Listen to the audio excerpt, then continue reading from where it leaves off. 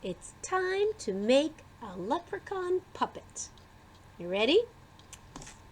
In your packets, you have a little package of papers. Of course, yours isn't colored yet.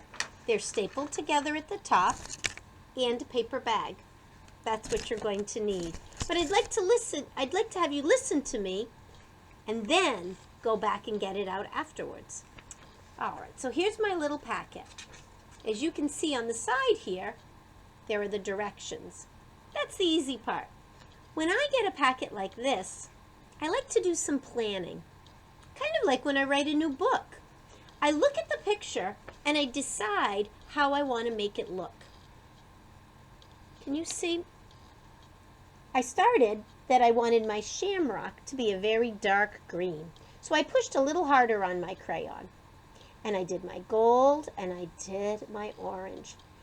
Now the rest of the hat I also want to be green. But as you can see, I haven't finished yet. I decided, to use my fat crayons because I think with a picture this big, it colors better. So let me show you my plan. All right. So I started by planning all of that out. I like to know what I'm going to do. And I pressed very hard on this part, and now that I'm going back to doing the light green, I'm coloring much lighter. When you use the side of your crayon like this, sometimes you can color in a little more. Now I'm not trying to go out of the lines, but if I go out a little bit, I will be cutting this off. So his beard, I might leave his face like that. Now maybe I'll give him some blue eyes. A lot of people with red hair, blue eyes, and I don't want to make the whole thing blue, but I'm going to give him a little bit of blue right around his pupils like that. And I think he looks pretty good. You could choose to color his skin a different color if you'd like. I'm going to leave it like that. So the first one is finished, except for the cutting. You always do your coloring first. Now I have the jacket. And I looked at the jacket very carefully and decided I wanted his bow tie to be a nice dark green. So I colored that and pushed a little bit hard. And I wanted him to have gold buttons. The leprechauns are dressed in green. So out comes my green crayon again.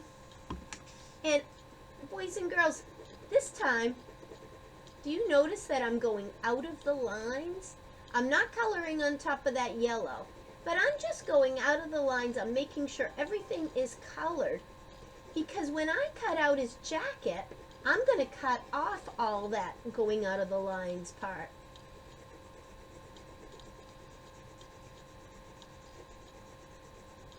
I'm going carefully around the buttons, but I don't have to be quite as careful on this because when I cut out the jacket, I'll be cutting off those scribble edges. And this way, I make sure that his whole jacket gets to be green. Now, if you decided you wanted yours to be a darker green, you would have to push a little harder on that. Now remember, boys and girls, coloring is first. When you use your fingers and the muscles in your fingers, we call that our fine motor skills, and we have to grow those. So now, 2 pages are done. Now I need to plan the last one. His hands, well, I may not color them. You might, I might not. Ooh, I like that he has stripes. And I'm seeing some buckles on his shoes and, of course, the pants. So I'm going to do the little parts first. I just kind of like to do the little parts first. So I'm going to push harder and do his buckles. And I'm going to stay in the lines. Okay, on both shoes. And while I'm doing that, I'm thinking, where else could I use my yellow? And you know what I think? I'm going to give his socks stripes. So I'm doing yellow, nothing, and then yellow. And now, the other stripe, I think I'm going to make orange. Because that's a good color for a leprechaun. And notice, I'm not scribbling these, am I? I am doing all the little parts that have to stay in the lines. Now his shoes, I don't know. I'm going to make his shoes black. So down here, it won't matter if I go a little bit out of the lines because I'm going to cut them out. But when I get close to the buckle, I slow down. See how I colored it all in? Up here, I'm not going to scribble out. And in this little tiny part here inside the buckle, where the shoes would show, there. Down here, that part I'll be cutting off, so I'm not going to worry. But next to the buckle, next to the socks, there I'm being much more careful. Okay. Oops, that part there I'm going to cut out. I forgot. That'll be all right. I colored it black by mistake, but I'm going to be cutting it out so it won't matter. Here I go carefully. So I'm thinking while I'm doing this, oh, inside the buckle, that the only other thing I'm going to be coloring are his pants, because the hands I'm just going to leave white. If you have a good crayon to color the skin color you want to use, you can. Miss Red only has these really thick crayons, and I think that's that. So the last one are his pants, and down here at the bottom, I'm careful.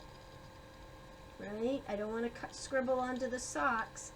But once I get past that, it's okay just to use this nice thick crayon and just color it all in.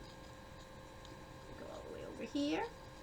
Now, in a minute, I'm going to shut off the camera so I can do my cutting. And then I'll show you, oops, got to be careful here, then I'll show you how to put it together. So, if you'd like to stop and do your coloring and your cutting, then come back when that's done and we'll put it together. All right, I'll see you in a couple minutes.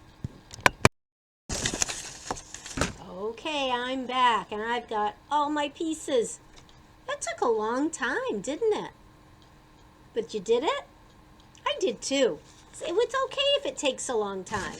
And look, when I did all my cutting, I don't know if you can see, but see all those little extra green parts and black that I scribbled out? Those just got cut off. Now parents, at this time in the school year, if we were doing this in the classroom, the children would have done that independently. Some, it would have taken a lot less time than others, but that is not so much based on their skill level as on how quickly they tire out.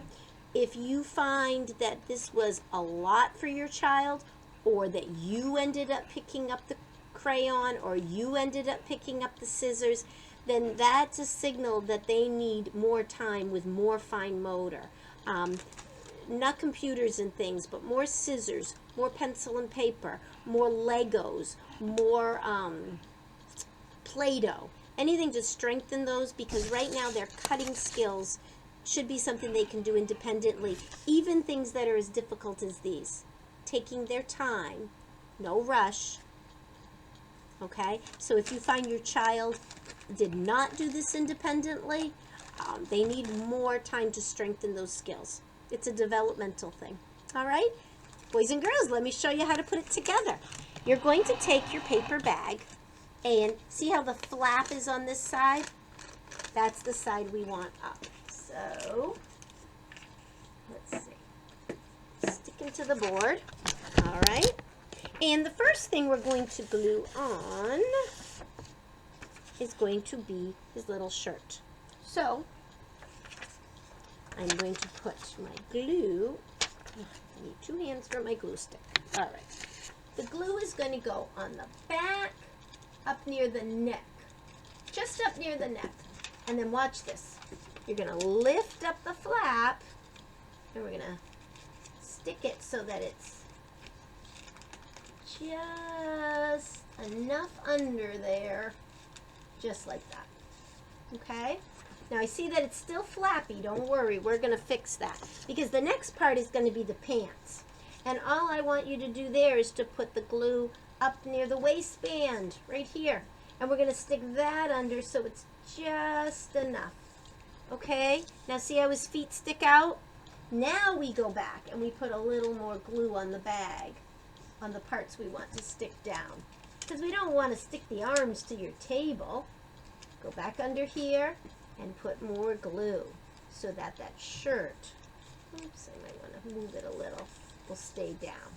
And then I'm going to pick up his legs and put a little more glue on the bag and get his legs to stick down. Now it's always okay to stop the video if I'm going too fast. Here is his head. And I'm going to make it so that his beard just touches the edge of that. So I'm only going to put glue on the bag. Because if I put it all over this, you're going to stick it to your table. We don't want that. There he is. I'll put a little more behind his ears so he can stay. Make sure it's really good. Put a little more on this side and stick it down. Now the last thing are going to be the hands, and for that you want to flip him over. Flip him over. We're going to put a little glue on the end of the sleeve and stick it so his thumbs go down. Put a little more glue on the end of this sleeve and stick it that way. And then when I turn him over, there he is. Now the thing I don't like about this puppet, usually when we make a puppet and we put our hand in, this is where the mouth is, and the mouth would talk. Well, it doesn't really work that way for him. You can pretend. At least you can make his head nod. I like that. Is that Liam the leprechaun? I don't know. Could be Lucky the leprechaun.